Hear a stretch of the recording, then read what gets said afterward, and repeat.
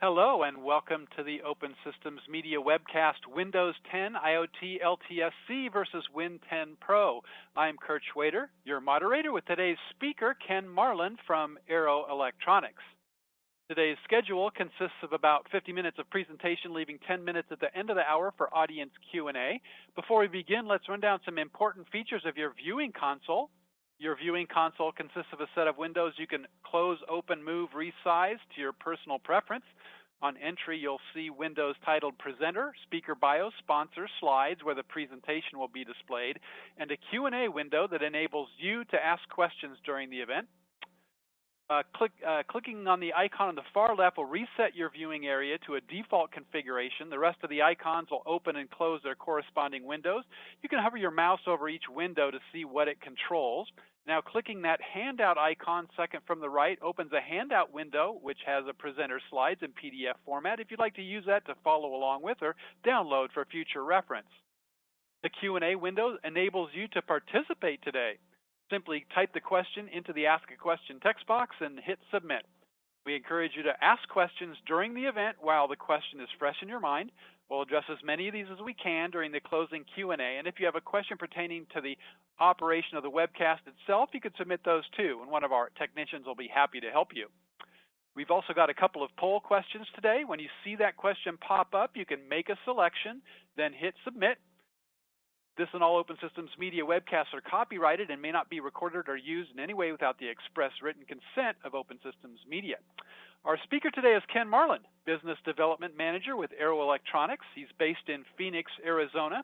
Ken is a Microsoft MVP and Microsoft champion. He has over 30 years of Microsoft experience supporting all Microsoft products and programs with specialties in Microsoft OEM embedded appliances as well as OEM system builder and volume programs.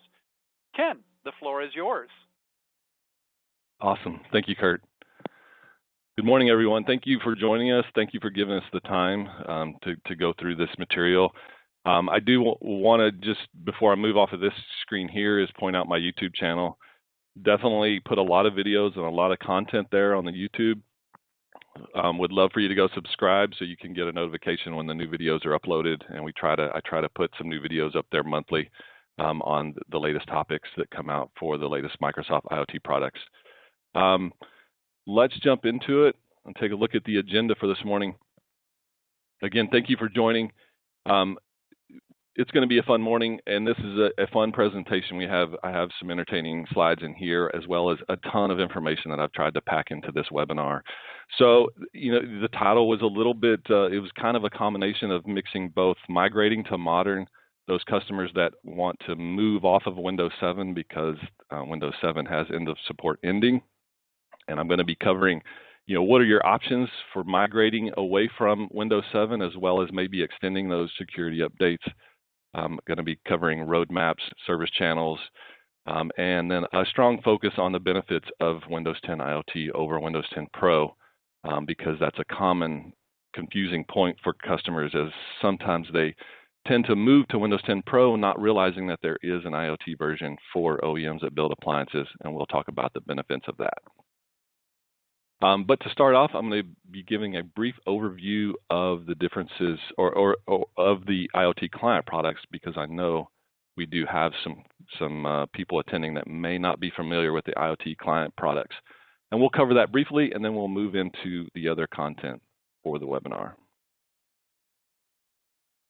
So when it comes to what Microsoft calls the intelligent edge, they basically have a family of products called Windows for IoT, which IoT is your Internet of Things.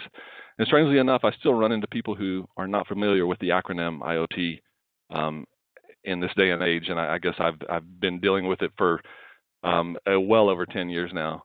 But for Windows for IoT is definitely a product you would want to use when you're building a device that would be connected to the internet, of course, and then be used as a dedicated functioning type appliance device. And the reason on why you would want to use Windows for IoT is it's going to get your product to market quicker. You have access to world-class development tools, as well as millions of lines of coding samples all the work, all the drivers, all the hardware platforms, all of that is already been done. So you can basically develop your product extremely fast and get it to market fast. Not only that, it's a safe and secure product. You know, the latest version of Windows 10 is the most secure Windows ever. It's going to give you a turnkey end-to-end security already built into the product that's going to get you, you know, again, quick to market, but also very secure, very safe, very reliable. And then, of course, it wouldn't be a true IoT device if it wasn't a smart device. And for when it comes to smart devices for the intelligent edge, the Windows for IoT products has all of that technology built into it from the start. Now, if we take a look at the actual Windows IoT family, there's 3 products I'm going to touch on here. I might mention a fourth one, I will. Starting with Windows IoT Core. This is for small footprint, smart devices. Typically, they might have a small screen or no screen at all. Typically, low performance. It's only going to do a simple function of some type, and the Windows 10 IoT Core would cover that. When it comes to the next family of product, the Windows 10 IoT Enterprise is based on a full edition of Windows 10. It's going to give you the full power of Windows 10. And it's typically used in situations where you need a lot more performance, power, and control, and you want to use the full Windows 10 product for that. And then you have your server family. Again, for demanding edge computing workloads, typically in a scenario where you're going to have all of the IoT devices talking back to a server, if you're building a server that is going to serve as a single-purpose server device, Windows Server IoT 2019 is a product that you should take a good look at.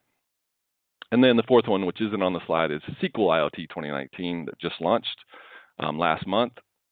So when it comes to a database, if you need to dedicate a database to a specific application, we have an IoT SQL database option.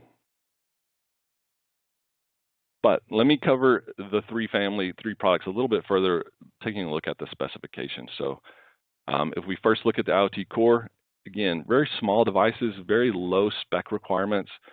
It also supports x86 and ARM. It is a free product today, but it only supports a handful of hardware boards, and it will only run Windows 10 Universal applications, so it will not run a Win32 app. But if you've developed a Universal app and you want a device to boot and run just that app, you could take a look at the IoT Core product. Again, very, very small specs. The Windows IoT Enterprise product is our flagship product. It is the product that we sell the most of. It's the one that most OEMs are moving to today. And again, I'm going to talk a little bit later about the differences between it and Pro and why you would use this over Pro. But for the most part, from a specification, 64-bit, it's going to be x86 only. I should stop myself. There actually is an ARM version of this product in the works and available, but it only supports a specific ARM processor today. You could get with us offline to dive into that one if you're interested in more info. But the primary focus is x86, 2 gigs of RAM for a 64-bit system, and 20 gigs of disk space, again, for a Windows 64-bit. And then you have your Server 2019. And it again fits into the server area of space, so the requirements are going to be a little bit higher. And you, again, would typically use it in a scenario where all of your IoT devices are going to talk to an on-prem server and then send that data to the cloud if needed. All right, one last thing to mention around IoT Core. I did tell you that it is a free product, but it falls underneath the semi-annual channel service range. So if you want to get a long-term service channel coverage for the product, you can buy what they call Windows 10 IoT Core services. And I'm showing you the part number there. And basically, it is a 10-year subscription. You pay once, covers you for 10 years, converts the IoT Core device into a long-term service channel device, gives you full control over the Windows updates as well as your application. So you can push updates for not only the OS, but also your application. And it uses the same network as the current Windows Update network. If you're interested in that, make sure and get with us. Again, it will take the free product and turn it into a long-term service, giving you 10 years of support and control over your IoT device.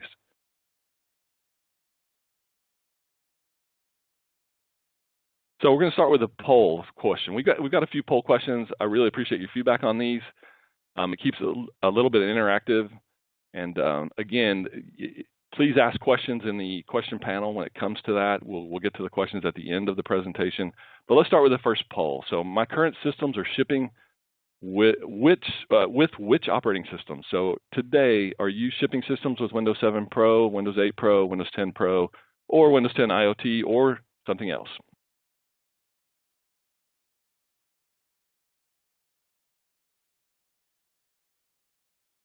Not sure what happened there. Let's see. We may have to.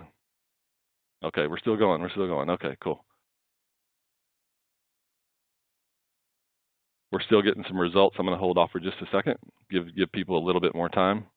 No surprise here when nobody's running Windows 8. I do chuckle on that a little bit. You know, everyone seemed to love every other version of Windows. I tell people this all the time. People loved XP, didn't like Vista, loved 7, didn't like 8, loved 10, and then of course Microsoft decided to call it Windows 10 Forever, which I wrote a blog on. But this is good. This is kind of what I was expecting. So there's a good percentage there of Windows 7 Pro, which would make sense because this webinar is based on, it's geared toward people who are on Windows 7 and wanting to look at their options. So this is really good information. I appreciate it. Thank you, guys. We'll move on.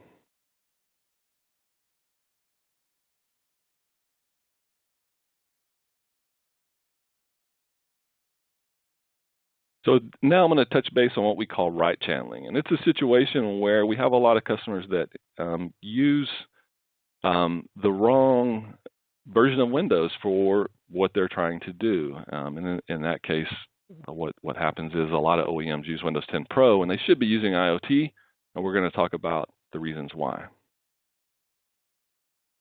You know, to set the foundation, ultimately, if you're an OEM and you're building any type of device that would be considered an appliance device or a single-purpose device, as I'm showing you here in these different market verticals, you should be using IoT. And what happens is we have a lot of customers who, especially those coming from Windows 7 Pro, many of you may still be on Windows 7 Pro for embedded systems, what they called FES.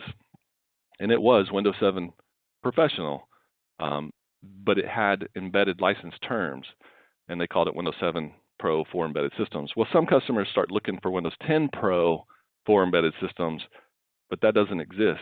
Microsoft renamed it to Windows 10 IoT Enterprise. And so that has led to some confusion and has led to where many OEMs have just started using Windows 10 Pro when they should be using Windows 10 IoT Enterprise. So again, if you're building a device that's an appliance, and I will just add this, there is some situations where customers aren't sure, like, does my device really qualify for this? And that is, again, something where you could get with us and we could help you look at the license terms and see how your particular device may or may not qualify.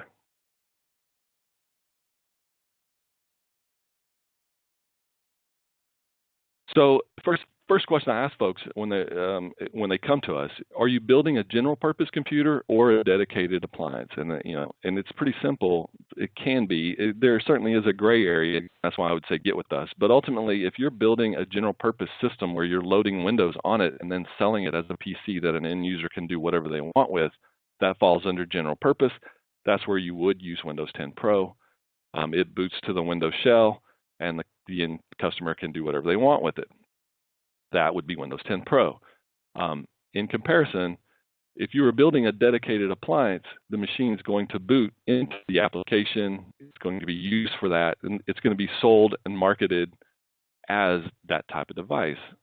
And that, if you're doing that today, you should not be using Pro. You should be using IoT Enterprise. And we'll take a look at a chart here where we compare not only the embedded IoT channel with the system builder, but also I've added in the volume channel just to give you an idea. So starting with the left, the embedded IoT channel, it's dedicated appliance, license is tied against the computer. It is the least expensive way to buy the product. It gives you the longest life cycle and the longest support cycle. In comparison, for general use computer with Windows 10 Pro, the license is tied against the computer. It is average pricing. It has a very short life cycle, 2 to 3 years, and then support cycle is 18 to 30 months, depending on which build of Windows 10 Pro you're running. And we'll get into that here. I'll have a chart that goes into that here shortly. And then volume channel, which is an upgrade only, is for general use. The license is tied to the end user company. It is a far more expensive option, and it has a very short life cycle and support cycle. And life cycle 1 month, what I mean by that is when a new volume product comes out, the old product is retired immediately. You can only buy the most current products in the volume channel. The older products are retired immediately. And you typically have a 30-month priceless window change. Not 30-month, 30-day. All right, let's have a little fun. I'm going to poke a little fun here at Windows Update, but we've all experienced this. And I just want to add before I throw these funny memes up here. You know, Windows Update serves a very important part of Windows ecosystem. It plays an important part in keeping systems secure and reliable. And Microsoft really does an amazing job at managing millions and millions of computers out there, keeping them secure and updated, as well as pushing new features down when new builds come out every 6 months. But when you're trying to get some work done, or when you have an appliance that you don't want things breaking, sometimes these things can come. So let me start with the first one here. And we've all seen these and all experienced this. And ultimately, again, this is just to kind of prove my point here, that if you're on if you're running Windows 10 Pro, you're on the semi-annual channel, service channel, and you're going to be having Windows updates forced to your device in order to stay in the support window. And we've all experienced that scenario where we might have been in the middle of a presentation or in the middle of something really important, and all of a sudden Windows does want to start updating. The funny thing about showing funny memes like this when everyone's on mute is I just have to picture that everyone's enjoying these and laughing. But the main thing here to know is, yes, what if I could tell you you can control Windows updates? Because you absolutely can. And yes, Windows 10 Pro has some controls where you can delay them and set them to not happen during work hours and things like that. There is some control with Windows 10 Pro, but why not take full control with Windows 10 IoT Enterprise? And the other reason, I'm going to show you guys some Windows appliance failures, and many of us have seen these when we're out in the world, especially as kiosks become more used in different businesses. And you'll see various types of failures, some which aren't always blamed on the Windows itself. It could be the actual it could be a hardware failure, things like that you can't prevent. But ultimately, the point here is that with Windows 10 Pro, you have less control over what an end user sees or what a customer would see, where with IoT Pro, you have full control over what they would see. So even in a sports arena, it would be very important for that PC to be running IoT Enterprise so you don't display that message to the entire sports arena, or a weather forecaster in the middle of her weather forecast not getting a pop-up on the screen to do with Windows Update. These are the things that you would want to control, and you have far less control with Windows 10 Pro than you do with IoT Enterprise. And here, this is what I call the money slide, the direct comparison. This tells it all, Pro versus IoT Enterprise. So Pro on the left, general purpose use, SAC, that's the semi-annual channel service channel, which means you're going to get a new version of Windows 10 every 6 months. It has less control. It forces new feature updates to your device. And depending on which build you're on, you have an 18 to 30 month support window. It is the Pro versus the Enterprise edition, so it does come with less features. It has a very short life cycle. It is more expensive, and you have to deal with multiple product keys.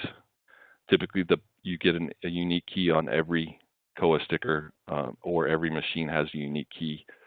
Versus IoT Enterprise on the right, which is the long-term service channel, giving you 10 years of support. It gives you full control of the device. You will not get any new Windows features to come down that could possibly disturb that device. You get a long 10 years of support. The Enterprise Edition includes additional features. It has a long life cycle. It is less expensive, and you get the option of using a single product key, which helps your technicians, and you place that single image in the single key in your image. You don't have to deal with keys ever again. So many advantages there.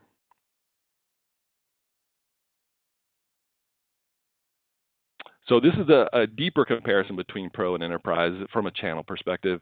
And again, I want to just touch on a few things here. The pricing for Pro is obviously higher. IoT Enterprise, the pricing is based on the processor with 3 choices: high, value, and entry. If you're using a high-end processor, you would use the high-end license. If you're using a lower Intel Atom, as an example, the pricing drops dramatically. And again, short life cycle versus long. I've covered most of these. Global shipments, you're limited with the Pro, and you can ship globally with the IoT product. Very important, re-imaging rights. Another one most people are not even aware of. If you buy a branded system with Windows 10 Pro and you intend on putting an application on top of it, customizing it, and then capturing that image to create a full custom recovery image, that's not allowed with a branded system running Windows 10 Pro. They call that re-imaging rights. That's an end user right, not an OEM right. The end user has the right to do that, but not the OEM. That right is included with Windows 10 IoT. It's expected that as an OEM for the appliance, you're going to be creating a complete customized recovery image with your application bundled. So that's another huge difference between the two.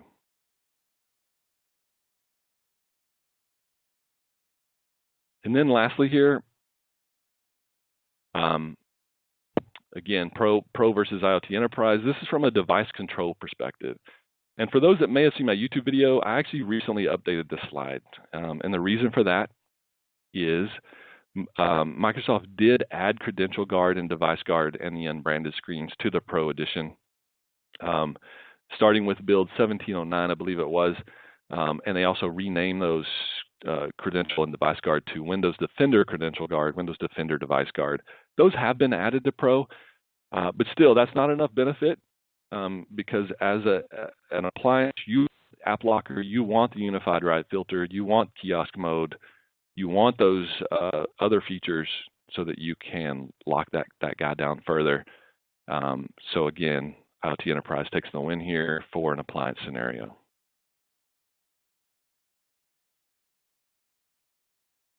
Take a look at the semi-annual channel roadmap. Now, I know there's a lot of information on this slide, and I did that on purpose. I actually created this slide. This is not a Microsoft slide. I created this.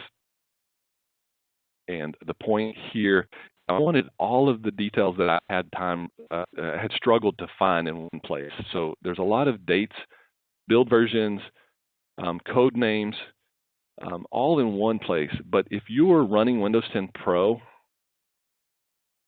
Windows 10 Pro uses the semi-annual servicing channel. And what that means is for your device to stay supported, you have to stay in these little support windows depending on which build you're on. And so as an example, let's take a look at the blue one with build 1903 that came out this past March. If you happen to build a system with build 1903 Windows 10 Pro, you have an 18-month window support. Your support ends next October. And you will have to force that device into build 1909 before that date in order to stay supported.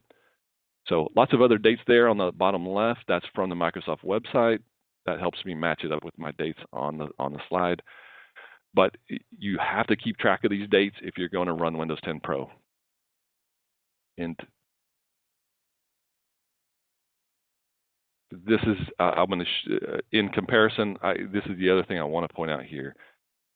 In the IoT space, we actually also offer the SAC option. So again, another reason to not even use Pro. If you want to stay on the latest builds, but yet get all of the other benefits that I've spoken about, you can buy Windows 10 IoT Enterprise SAC Edition, and I'm showing you the part numbers there, both the single key or the key on COA part numbers for the high value and entry. So if you're one of those, it's like, yes, I actually don't want to be locked into a build for 10 years. I actually want to move along and get new features for my device. this is available in the IoT channel. This is another area where people are, they were not aware that this is available. And just recently, builds 1903 and 1909 became available. And I'm pointing out here that if you are a customer that's using this product, there was an issue where you needed to update your key to new keys for 1903 and 1909.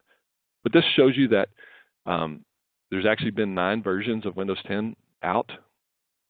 And so, and there will be every 6 months a new version of Windows 10 with new features will be coming along, and you would have to stay on top of that. In comparison, if you went with the long-term service channel, you're locked into 10 years, you're locked into a build, and there's only three choices: 2015, 2016, and 2019.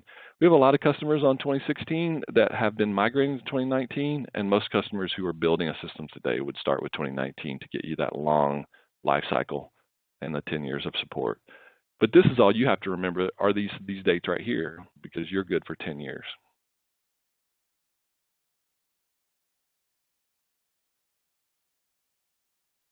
And this, I'm just showing you the 3 release versions there: 2015, 2016, 2019. And the point here to know is they're going to release another LTSC. They say every 2 to 3 years, but right now we don't know when the next one will be. I would expect that we will see LTSC 2022 at some point. That will be the next release of the long-term service channel. The other thing to note is once you buy a license for this particular version, if you want to move to a newer version, it does require buying a new license. And that, again, we have some OEMs that have shipped systems with 2016, and they will later buy a 2019 upgrade license and perform a field upgrade. And here are the end of life dates for those, as well as the end of support dates that I've already listed there on the chart.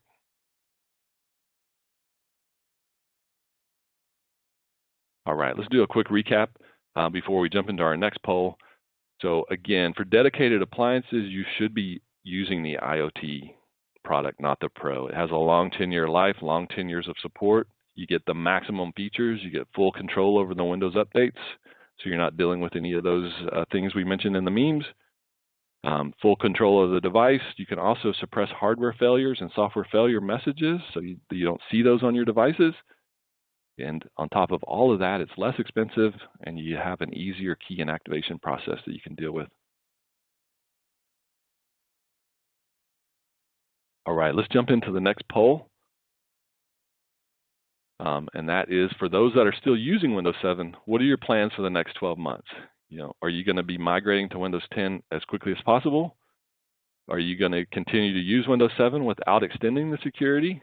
Or are you going to continue using Windows 7 and extending the security via the ESU program, keeping in mind that I'm going to cover the ESU program next? Or are you going to be migrating to something other than Windows? And lastly, I'm not currently using Windows 7. So if you're not on Windows 7 today, you can probably just select the bottom one there. But for those that are you going to either extend the security, or you're going to try to just move to Windows 10 as quickly as possible? I'll give it a second here while people will make some choices.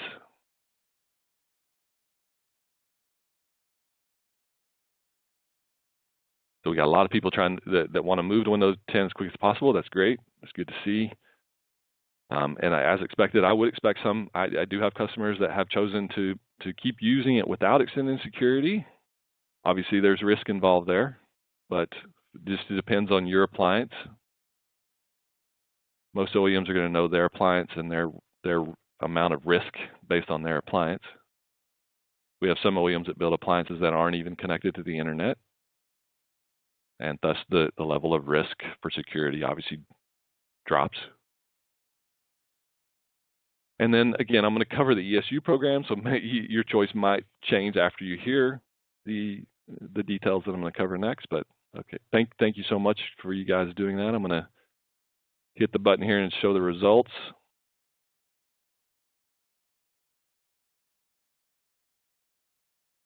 Perfect. All right. I'm going to jump into what Microsoft calls the ESU, or the Extended Support Update Program. So we're going to go over this. Now, the focus on this is Windows 7. I will mention Server 2008 all of the details here are the same for 2008. So again, if you're running Server 2008 or 2008 R2, this is all very important information, all applies to you as well. Same date and same process, just a different part number and price, but we'll talk about that as we get into it. So a lot of people don't realize, but the sun is setting on Windows 7 support. January, Windows 7 support ends. And so it's really, really strange to realize that it's been 10 years. It's flown by. Windows 7 was launched October 22nd of 2009. And to reflect back on what happened in 2009, that was the year that Captain Sullenberger landed his plane in the Hudson River, which became known as the Miracle on the Hudson. And Slumdog Millionaire won a Golden Globe that year.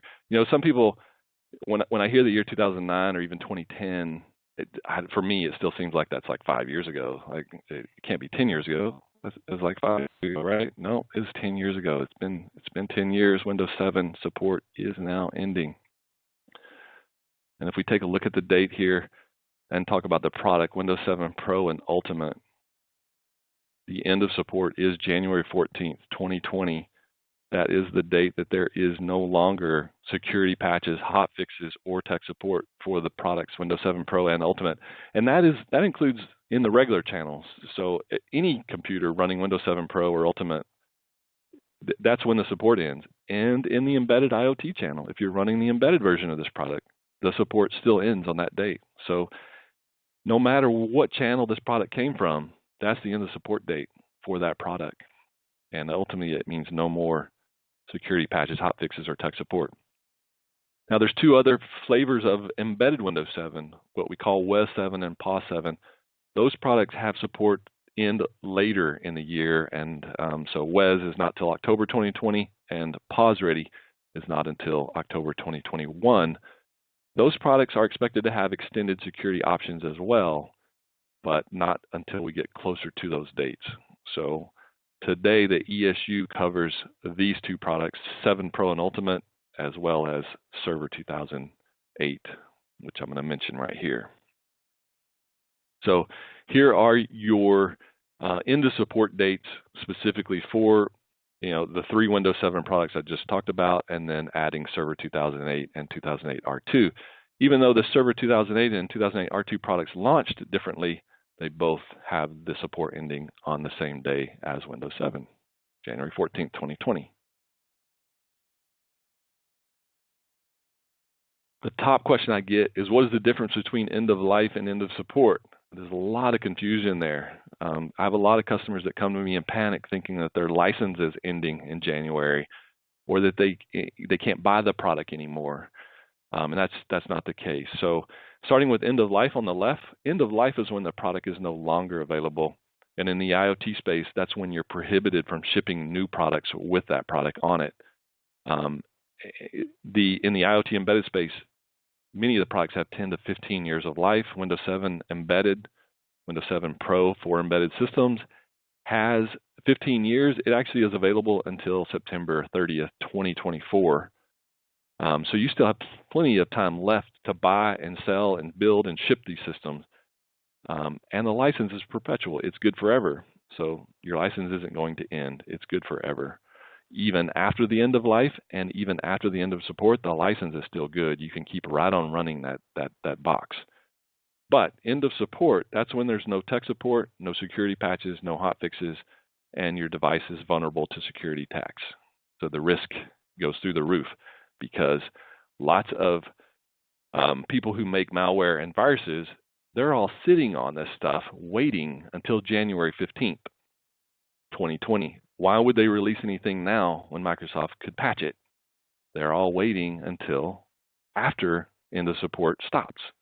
And then they will be releasing quite a bit of malware at that time. So all products have 10 years of support, 5 years of mainstream and 5 years of extended. And then ultimately right there, that's when it ends. However, in this case, for Windows 7, Microsoft is going to offer extended security updates for a 3-year period which you can buy in 1-year increments. And then after the 3 years, basically in year 13 there, that's when there is nothing left. No updates, no security, no support. But if you want to extend it past the 10-year mark, you need to purchase an ESU to keep it going. And that's what we're offering.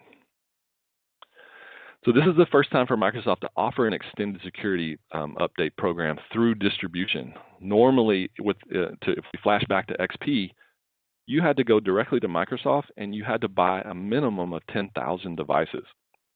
So it was very, very expensive. In this case, for Windows 7, Microsoft is now offering this through distribution, and they have removed the minimum quantity. So there is no more minimum quantity.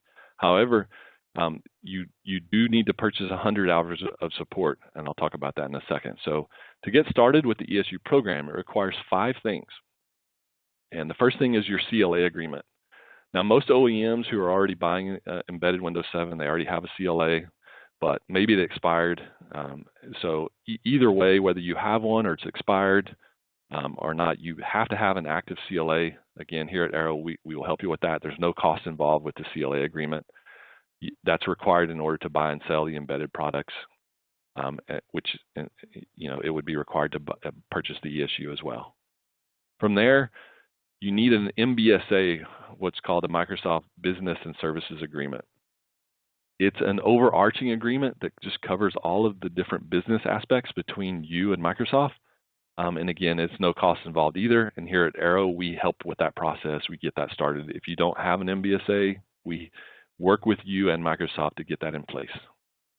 After that's in place, then you need to purchase the 100 hours of support. And that you purchase directly with Microsoft. And again, we help you with that process. I don't put it on the chart here, but I will tell you that value. That value is $21,500 for 100 hours of support. If you already have hours of support purchased, that doesn't count. You have to start new and purchase 100 hours specifically for the ESU program. Once it's purchased, then you can use the hours for other things. You don't have to just use it for situations with the ESU, but you do have to purchase it for the ESU. Next is the EPSO ST service terms, and that has no cost. It goes with the 100 hours, and again, we help you with that. And then lastly, you purchase a per device license for the ESU to extend the support, extend the security updates. So, and that today is $50 per device, but if you get with us, and depending on the volume, there may be a discount involved with that. We can work with you that based on the volume of how many devices you have. But today, the price is $50 per device with no minimum. And this is the part number. So it's available as of November 1st. And it's also available for Server 2008. It just has a different price.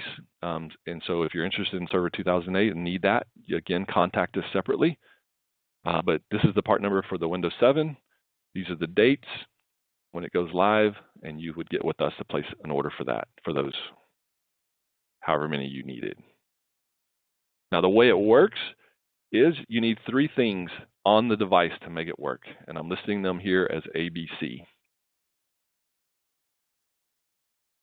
First of all, starting with A, you need the ESU licensing update, which expands the range of keys the device will accept. So what's going to happen is when you place the order, you're going to get a single key that you're going to need to push to your device or apply to your device. And it's not a key that replaces the OS key, it's an additional key. And that's why this little update, which can be manually updated to the device or through Windows Update. But it basically adds code to the device that allows an additional key be added to the device, and in which case you're going to add the ESU key, which is B, the second item that you need. You'll get that key, you'll push it to the device, and this key does not activate. It's just a key that once it's in there, the third item, which is the servicing stack, once it gets pushed down to the device, it looks to see if the key's there. Once the key's there and that's there, then it enables the product to keep receiving security updates. So once all 3 of those things are on the device, that device then can continue to receive security updates for 1 full year. and you'll get a key for each year that you purchase, and you can only purchase 1 year at a time. This is covering exactly what I just spoke about, but from an aspect of the gray box in the middle is your device. So you need those 3 things on the left, the 3 blue boxes on the left, the licensing update, the key, and the servicing stack have to be pushed or applied to the device. Once they're there, then that allows the extended security updates, when they're released, to be applied to the device. The device will pull those down and accept them. And again, in year 2, you will buy a year 2 licenses and get a year 2 key, and that will extend it for year 2 time frame, and then same for year 3. You'll get a year 3 key.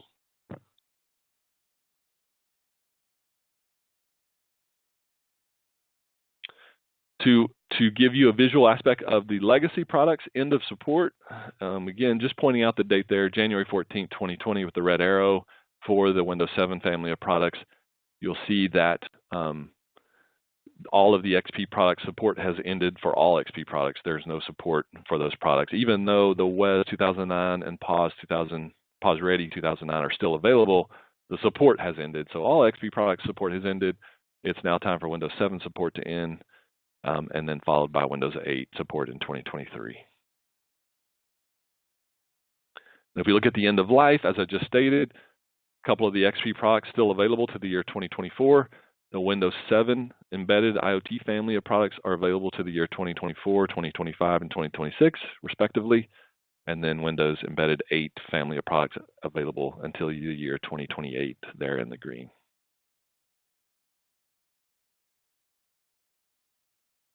Doing okay on time. I'm going to do a quick recap on the ESU. And again, I see a number of questions popping in there, so I definitely want to save time for that. Again, end of support, 7 in 2008. I've covered it many times here. If you're interested in getting started, please contact us. We can set up a call to go through your specific scenario. We can definitely get you a quote on the pricing and review. The main point here is if you're starting a new product or a new solution, you always want to pay attention to the life cycle and the support cycle. End of life, end of support. Make sure you know those dates and plan for them. It's not uncommon for me to run into OEMs who are surprised by an end of support date or an end of life date. And you know, you should be planning for that years in advance. All right, let's ask the third and final poll question, which has to do with the Extended Security Update program that I just covered. So when it comes to the Extended Security Update program, is it acceptable and it should work to allow you to extend the support, or you feel it's too expensive and you'll just risk the security moving on to Windows 10 as quickly as you can? It's irrelevant, we aren't concerned with the security updates, or it's irrelevant, we've already moved to Windows 10. This is just very helpful from an aspect of just giving Microsoft some feedback on if we feel that maybe it's still too pricey, or if most of you have already moved on to Windows 10, and so maybe there's not a lot of you out there that are looking to use it. Getting some good numbers here.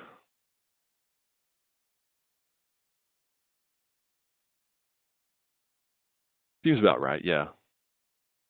Kind of what I expected.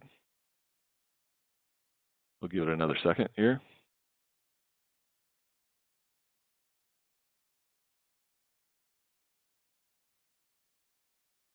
Perfect, perfect. Awesome. Thank you guys. Thank you guys for helping us with the poll questions.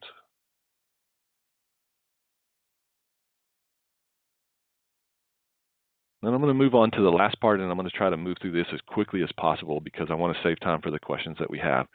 So from a migration path from those on Windows 7, if you're on WES or the Forum or the Pro, you should be moving to Windows 10 IoT Enterprise. Some of the folks on POS Ready or the Windows CE family, which isn't listed here, you might be able to move to IoT Core. You just have to take a look at the hardware and the application and see if it's a good fit or not. But typically your Windows CE or Compact family typically tend to lean toward the IoT Core, where everybody else tends to lean toward the IoT Enterprise. For our flagship product, the Windows 10 IoT Enterprise LTSC 2019, which is the longest Windows name in history, I think, that I have to say a lot. It is based on build 1809. I wanted to throw the part numbers up here. This is the product that we sell the most of. Again, it's licensed by processor. There is a chart that breaks down which processor qualifies for which part. Happy to send that to you guys.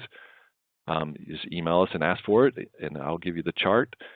But ultimately, you buy this tiny little sticker that's a photo there on the right. It does not have a key on the sticker. You get a single key separately. You put that single key in your image. Never have to deal with keys anymore. You buy this product as a tiny sticker, put it on your device, sell and ship it, and you get all of the benefits that we covered today over the Pro Edition. One of the benefits is assigned access around a single app kiosk experience and a multi-app kiosk experience. So again, if you're trying to lock the device down to a single app or a multi-app, you have the benefits with the 2019 edition. That was a new feature, or they extended those features. Those features were there in the previous editions, but they added some additional aspects to that. So those that are on 2016, take a hard look at 2019. They've extended these features. And I'm not going to go through this slide. Take a look at it in your PDF version that you download. But again, it just covers those features I just mentioned in a little more detail with links. So to wrap things up here and recap the next steps, again, if you're building any type of appliance, you should be using IoT Enterprise 2019 being the latest edition. Don't use Pro for an appliance. You'll end up with some of those funny memes and those failures and possibilities. Take control over those devices so that doesn't happen. If you're starting new, create a product lifecycle plan so you understand the end of life and the end of support dates. And my charts, YouTube videos, blogs can help you with those dates. And then if you're running Windows 7 devices and you want to get a quote on the ESU, contact us for that. And I'll just mention that if there's any type of Microsoft licensing questions that maybe you're even afraid to ask Microsoft about, we here at Arrow are very experienced and would be considered your trusted advisor. You can come to us. We can see if your device qualifies for the IoT. We can answer any of your licensing questions that you may have and can't get answers on. We should be able to get those answers for you. Make sure and contact us. And with that, I'm going to turn it back to Kurt. Thank you, guys. We'll jump into some of these questions. Back to Kurt. Great. Thanks, Ken. We do have some good questions coming up. We are to the Q&A section. You can continue to ask questions throughout the Q&A. Here's a good question. So this person is saying that Win 10 IoT sounds ideal for them, except the 1 gig memory and 16 gig storage limitations. Is that a hard limit, or are there strategies to be able to expand that? Those are your minimum requirements. So that was for 32-bit. Yeah, so it's 2 gigs RAM and 20 gigs for 64-bit. Those are your minimums. Most OEMs are going to use higher than that. If you're one of those that wants to go lower than that, get with us offline. There are some options to help with the footprint size. If you're concerned about footprint size, get with us. But those were the minimum specs for the IoT Enterprise product. Okay. Win 10 IoT Enterprise high-end, must I activate that edition over the internet or KMS, or can they do the key to do the activation? So you would get a single key, and the key's good for 50,000 activations, and it would activate in the background. So there's never any pop-ups or messages or anything. If the device touches the internet, it will activate on its own in the background. And the thing I always remind people is the key and the activation are not licenses. The license is a sticker that you buy and apply to each device. So the device, you load it, throw the single key in your image, it activates on its own in the background, and you never have to worry about the number of activations or keys or any of that. You buy the sticker, put it on there, and off you go. There is an option if you're building a device that can't see the internet or you don't want it to touch the internet. There is an offline deferred activation model. So you can put the key in and ship the units, and as long as they never touch the internet, it's 100% fine. It doesn't even have to activate. So. Okay. ESU is ESU only possible with the WSUS server? How do customers receive the updates? It's very flexible. You can use the WSUS. You can download them offline through the update catalog and or our software order center, you have access to all of these cumulative updates once they're out, and you can push those out manually. I have OEMs that do it manually. I have OEMs that their devices are just connected to the internet and they just use Windows Update services. So it's very flexible on how those updates are pushed. But once those primary ones are in the unit, and if it's connected to the internet, it will keep getting security updates automatically. Okay. ESU counts only for end customers? Yeah, great question. So that's where things can get a little confusing. As an OEM, you've probably shipped thousands of devices to thousands of different end users, and ultimately it's only sold to the OEM, not the end user. So the OEM has to have a CLA and come through and buy it, and they're buying it for their end user customers. So if the end user wants to buy it, the end user needs to go to the OEM and request that. Okay. Here's a question about, they want you to tell them more details about the LTSB 2016 to LTSC 2019 field update fees. Yeah, absolutely. So you're ultimately having to buy a new license, and it is the same price. Let me step back. We offer an upgrade part number. It is the same price as the regular part number for 2019. So when you go to buy the 2019, you can buy the field upgrade, and ultimately that's more for reporting to Microsoft to let them know that you're buying a field upgrade. But ultimately it's the same price and the same product. You get a sticker, and you would have to, again, ship that out there. There are some wiggle room in the license terms if you don't want to ship stickers out for field upgrades, and I could talk about that offline if you're in that situation. But ultimately, for units in the field running 2016 and you want to upgrade them to 2019, you would buy a field upgrade license and then ship that image out with a sticker and apply it and upgrade the device. Okay. Here's someone who wants to use the feature Shell Launcher version 2. Is that available with LTSC 2019? It is. My understanding is version 2 Shell Launcher is available in 2019. We might have to double check that. I don't know if that came out with 1903. I think that was 1809 Shell Launcher version 2. I think that's a 1809 2019 build. We could verify that. Again, shoot me an email or contacts at Arrow, and I'll verify that for you. Okay. What's the difference between LTSB and LTSC? Great question. That's a Microsoft naming convention. That is the exact same thing. They both mean the exact same thing. Long-term service branch versus long-term service channel. With the 2016 edition, it was called LTSB for long-term service branch. Microsoft at some point decided that the word branch confused people and decided to rename it to channel. So for 2019, it's long-term service channel. They mean the exact same thing. Okay. Here's a question. I'll try to summarize it. So they said if IoT is designed to boot an application, they want to be able to lock that IoT down to a single application. How do they do that, and is there a way to do that? Absolutely, yes, and that's the whole point of the IoT Enterprise family of products, is to allow you to do that. There's a number of ways you can do that. It just depends on the application, whether it's a Win32 app or a Windows 10 Universal app, and that's where assigned access versus the Shell Launcher come into play. And again, I have plenty of how-to guides and help documents. You could email me on that, and I could send that to you, and it would help you lock that down. But it's flexible. It depends on whether you're running a Windows 32 app or a Windows 10 Universal app. Okay.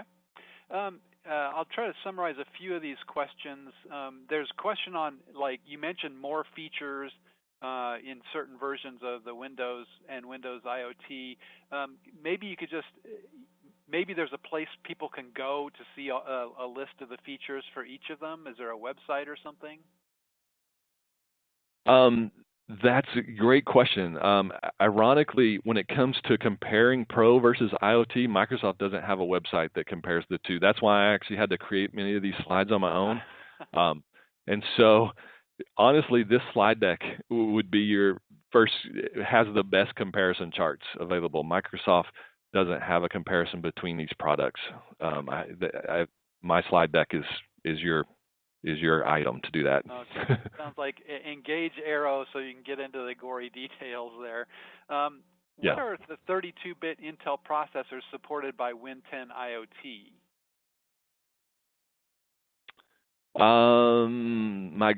There would be all of them. Okay.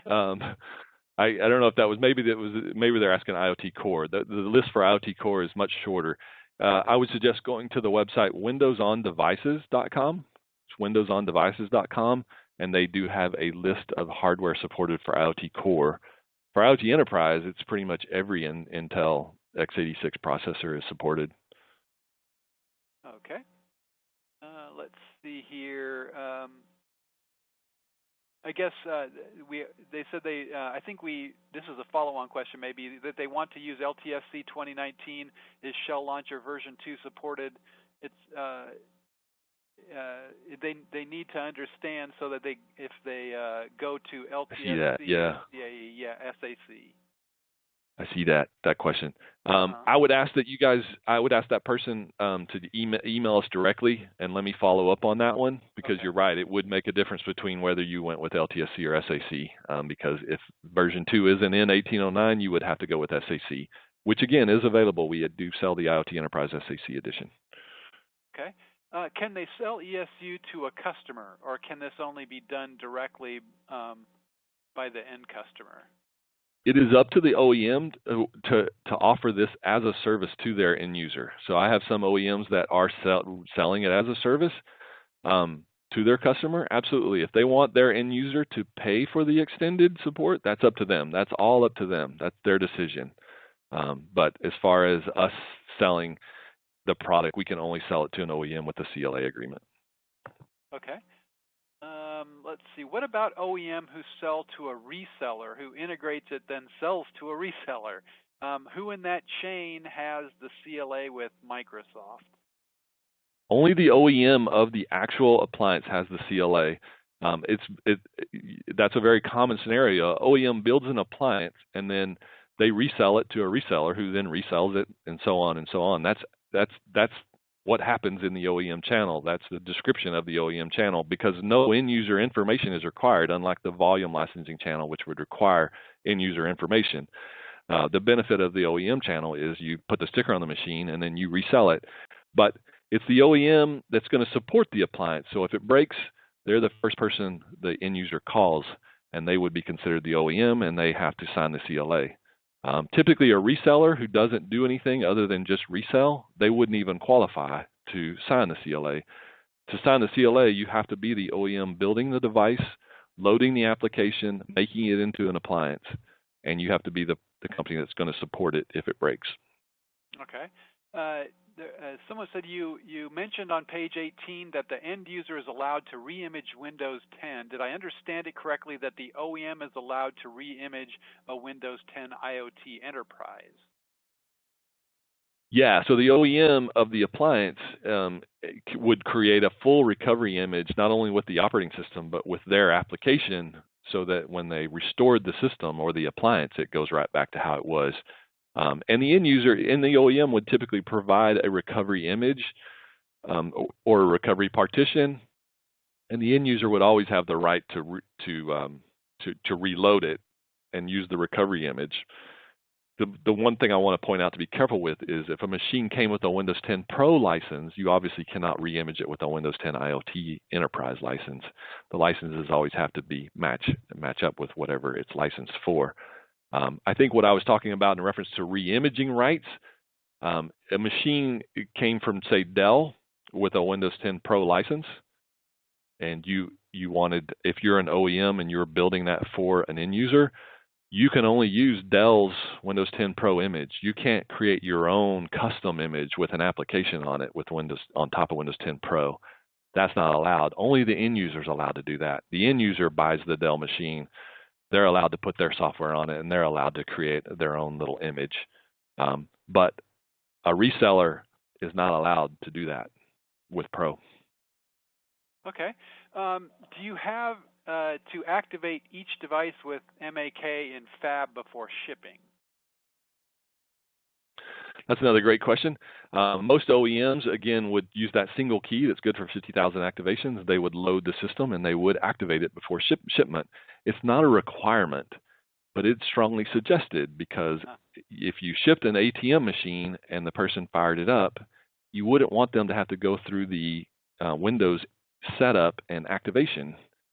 You would want that to have already taken place before. Right. So it's a little different with appliances versus a general use computer.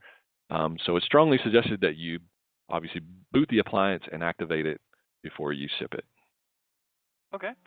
Great. Unfortunately, we have run out of time. I want to thank Ken for sharing your insights on Windows 10 IoT LTSC versus Win 10 Pro. We at Open Systems Media and Arrow Electronics want to thank you, the audience, for attending today and contributing excellent questions. We did not get to them all, but I'm sure you can follow up with Arrow, and Arrow will be reaching out to you as well. This webcast will be posted online at the URL shown on your screen in 24 hours. An audio-only podcast version will also be there. You can do a web search with the keywords Open Systems Media Events and find all of Open Systems Media webcasts available for download as MP3s. Open Systems Media webcasts are copyrighted and may not be recorded or used in any way without the express written consent of Open Systems Media. Thanks for attending today. Have a great day.